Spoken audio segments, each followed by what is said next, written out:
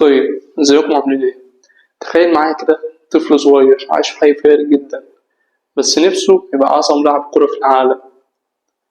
بس للأسف مكملش وحياته انتهت بشكل مأساوي، يعني تقدر تقول كده عبقرية مأساوية. مش مجرد قصة لاعب كورة، دي قصة الأسطورة دييجو مارادونا.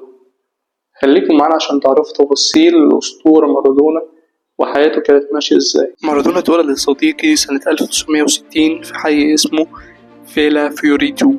كان واحد من 8 اخوات، والأكل نفسه أصلا ما كانش متوفر دايما، لكن وسط كل ده كان في حاجة واحدة بتلمع: موهبته في الكورة. وهو عنده 10 سنين انضم لفريق ناشئين اسمه لوس سيبالاتوس. الفريق ده فضل يكسب أكتر من 100 ماتش ورا بعض. من هنا الناس بدأت تقول في طفل جاي بقى يغير تاريخ الكورة. ومن سن 16 سنة مارادونا لعب أول ماتش احترافي مع أرجنتينوس جونيورز، بعدها انتقل لبوكا جونيورز، ومن هنا بقى نجم حقيقي في الأرجنتين، والجماهير بدأت تحبه، والعالم بدأ ياخد باله كمان إن هو موهوب جدا. مارادونا سافر أوروبا وانضم لنادي برشلونة، والكل بقى كان متوقع إن هو يسيطر على العالم يا صديقي، لكن حصلت مشاكل كتير زي إصابات وخناقات وضغط كبير. نابولي وقتها يا صديقي كان فريق ضعيف جدا، لكن مع مارادونا بقى بطل الدوري الإيطالي. تخيل لاعب واحد يغير تاريخ نادي بالكامل. وصلنا بعد كده لسنة 1986، بطولة كأس العالم في المكسيك، في ماتش ضد منتخب إنجلترا. مارادونا عمل حاجتين العالم عمره ما نسيهم: أول هدف سجله بإيده وسماه يد الله، وتاني هدف ده اللي اتسمى هدف القرن.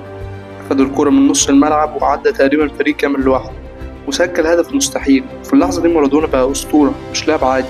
في الآخر طبعا الأرجنتين بقيادة مارادونا فازت بكأس العالم. لكن هنا بقى الجزء الصعب: برغم النجاح مارادونا بدأ يدخل في مشاكل بقى زي إدمان مخدرات وسهر وحياة غير مستقرة وأزمات مع الإعلام والاتحادات، وتم إيقافه أكتر من مرة وخسر جزء كبير من مستواه.